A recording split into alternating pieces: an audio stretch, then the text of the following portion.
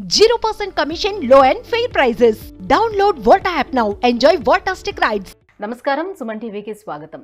మహాశివరాత్రి యొక్క విశిష్టత ఏంటి? ఈ మహాశివరాత్రి రోజున పరమేశ్వరుని ప్రసన్నం చేసుకునేందుకు ఎటువంటి పూజా కార్యక్రమాలను అవలంబించుకోవాలి అని ఇత్యాది విషయాలను తెలియజేసేందుకు మనతో పాటు ఉన్నారు ప్రముఖ ఆధ్యాత్మికవేత్త, జ్యోతిష శాస్త్ర నిపుణులు బ్రహ్మశ్రీ నందిపట్ల శ్రీహరి శర్మ గారు. గురుగారు నమస్కారం అండి. వాగర్థావివ సంపృక్తౌ వాగర్థ ప్రతిపత్తయే జగతః పితరౌ వందే పార్వతీ పరమేశ్వరౌ. అన్నపూర్ణే సదాపూర్ణే శంకర ప్రాణవల్లభే జ్ఞానవైరాగ్య సిద్ధ్యర్థం భిక్షాం దేహి చ పార్వతి.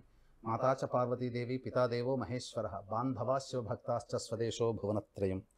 సదాశివసమారంభాం శంకరాచార్య మధ్యమాం అస్మదాచార్యపర్యంతం వందే గురుపరంపరాం. ఆదిత్యాయ చ సోమాయ మంగళాయ బుధాయ చ గురుశుక్రశనిభ్యశ్చ రాహవే కేతవే నమః.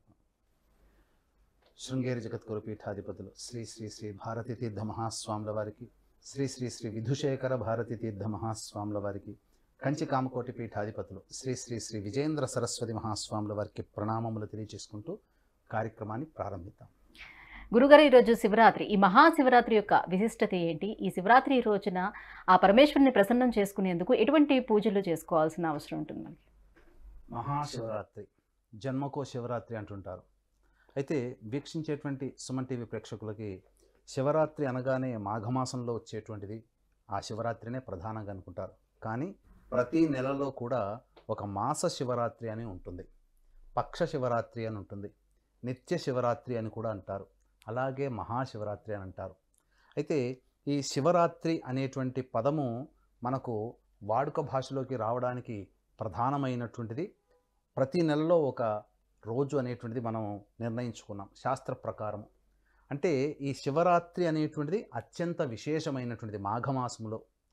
ఈ శివరాత్రి యొక్క విశిష్టత ఏమిటి అని అంటే, శివుడి యొక్క లింగాకారము వెలిసినప్పుడు ఆది అంతము తెలుసుకోలేకపోయినటువంటి సమయంలో బ్రహ్మ విష్ణువుల మధ్య వచ్చినటువంటి వాగ్వివాదాలు జరిగినప్పుడు ఆ సందర్భంలో పరమేశ్వరుడు ప్రసన్నుడై ఈ యొక్క శివలింగాకారంగా వెలిసినటువంటిది. అందుకనే ఈ శివరాత్రి రోజునే ఆ ఒక్క శివరాత్రి మాఘమాసంలో వచ్చే మాస శివరాత్రి మహాశివరాత్రి అవుతుంది. ఆ రోజున మాత్రమే లింగోద్భవ కాలము అని అంటారు. కాబట్టి ఆ లింగోద్భవ కాలంలో ఒక్క మారేడు దళము పెట్టినా చాలు కోటి జన్మల పాపం నశిస్తుంది అని అంటారు. అయితే వీక్షించేటువంటి సుమన్ టీవీ ప్రేక్షకులకి అసలు ఈ శివరాత్రి అనగా మనకేదో పండుగ ఉంది, సంక్రాంతి, దీపావళి, అలాగే జన్మాష్టమి, దసరా, ఇవన్నీ పండుగలు ఉండగా రాత్రిని సూచించేటువంటి పండుగ శివరాత్రి ఎందుకు అయ్యింది అని అంటే, తెలుసుకోవాల్సింది ఏంటనంటే అహోరాత్రములు అని అంటారు. అవి 4. అంటే ఈ 4 రోజులు కూడా 1000 సూర్యగ్రహణములు కలిస్తే ఎంత ఫలమో ఈ అహోరాత్రములు 4 రాత్రులలో గనక ఇష్టదేవతారాధన చేసిన వారికి అంతటి ఫలము లభిస్తుందని చెప్పి మనకు శాస్త్రవచనము. ఏ రాత్రులు అనంటే, మొట్టమొదటిది మహాశివరాత్రి, మాఘమాసంలో వచ్చే మాస శివరాత్రి మహాశివరాత్రి. రెండవది పౌర్ణిమ, మదన పౌర్ణిమ అని అంటారు. వాడుక భాషలో మనకందరికీ తెలియాలని అంటే హోళీ పండుగ అని అంటారు ఆ రోజు. ఇక తర్వాత జన్మాష్టమి, శ్రీకృష్ణుడి యొక్క జన్మించినటువంటి తిథి రోజున, కాబట్టి శ్రావణ మాసంలో వచ్చే జన్మాష్టమి. ఇక 4వది భూభారాన్ని తగ్గించడానికి సతీ సమేతుడై నరకాసుర వధ చేసినటువంటి శ్రీకృష్ణ భగవానులకు సంబంధించినటువంటిది దీపావళి. కాబట్టి ఈ 4 రోజులు కూడా అత్యంత పవిత్రమైనటువంటిది, అత్యంత ప్రాశస్త్యమైనటువంటిది. అంతేకాకుండా ఈ 4 రాత్రులు కలిసినటువంటి రోజుల్లో ఏ మానవుడైతే సత్సంకల్పంతో ఇష్టదేవత ఆరాధన, విష్ణువు కానీ, అమ్మవారు కానీ, గణపతి కానీ, సుబ్రహ్మణ్య కానీ, సూర్యుడు కానీ, ఈశ్వరుడు కానీ ఎవరిని ఆరాధన చేసినా ఈ 4 రోజులు 1000 సూర్యగ్రహణాలు కలిస్తే వచ్చేంతటి ఎంత పుణ్యఫలమో ఆ ఒక్క రోజులోనే మనకు దక్కుతుంది. అయితే ఈ శివరాత్రి లేదా మాస శివరాత్రి అనేటువంటిది మనం చెప్పుకోవాల్సినటువంటిది, ఆ రోజు నిర్ణయించాలి అని అంటే చతుర్దశి తిథి అనేటువంటిది రాత్రి వేళల్లో ఉండాలి. ఇది నియమము. రాత్రి సమయంలో చతుర్దశి తిథి ఉన్నప్పుడు మాత్రమే దాన్ని మాస శివరాత్రి ప్రతి నెలలో చూసుకోవాలి. మాఘమాసంలో వచ్చేటువంటి మాస శివరాత్రి మహాశివరాత్రి అవుతుంది. కాబట్టి ఈ మహాశివరాత్రి అత్యంత పవిత్రమైనటువంటి కాలము అని చెప్పవచ్చు. ఎందుకనంటే ఆ రోజున మానవుడు ఏది చేసినా, ఏ నామాన్ని జపించినా, ఏ పూజ చేసినా, ఏ దానము చేసినా ఎంతటి మంచి పని చేసినా, చిన్న పని చేసినా, పెద్ద పని చేసినా ఆ ఈశ్వరుని యొక్క అనుగ్రహం వలన 1000 రెట్ల ఫలితాన్ని పొందుతారు అని చెప్పడంలో ఏమాత్రము సందేహం లేదు.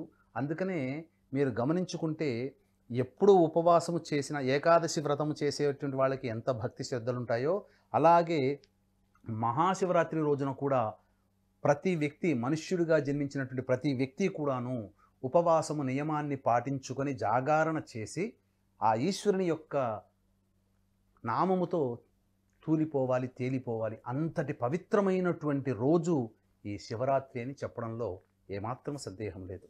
వీక్షించేటువంటి సుమన్ టీవీ ప్రేక్షకులకు భక్తిపూర్వకమైనటువంటి విజ్ఞప్తి.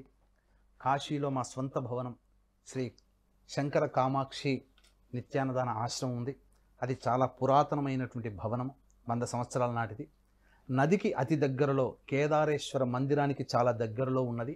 తెలుగు వాళ్ళందరూ కూడా సంచరించేటువంటి ప్రదేశంలో కేవలం 125 మీటర్లు, గంగా నదికి మన ఆశ్రమానికి కేవలం 125 మీటర్ల దూరంలో ఉన్నది. కాబట్టి దానిని పునరుద్ధరణ చేయాలనగా మళ్ళీ కొత్తగా అన్ని రకాలైనటువంటి వసతులతో కొత్తగా బిల్డింగ్ని కట్టాలనేటువంటి సంకల్పం జరిగింది. కాబట్టి వీక్షించేటువంటి సుమన్ టీవీ ప్రేక్షకులు రాజపోషకులు, మహారాజపోషకులుగా లేదా కాశీలో మనవంతు సహాయంగా ఒక ఇటుకనైనా కానీ సమర్పించుకోవాలి. ఆ యొక్క శివుని యొక్క గర్భంలో మనకంటూ ఒక పేరుంటుందని ఆలోచించే వాళ్ళు ఎవరైనా, భవన నిర్మాణానికి ముందుకు వచ్చే దాతలు ఎవరైనా కానీ మీ వంతు సహాయ సహకారాలు అందించి భవన నిర్మాణానికి సహాయ సహకారాలు చేయూతనివ్వవచ్చు.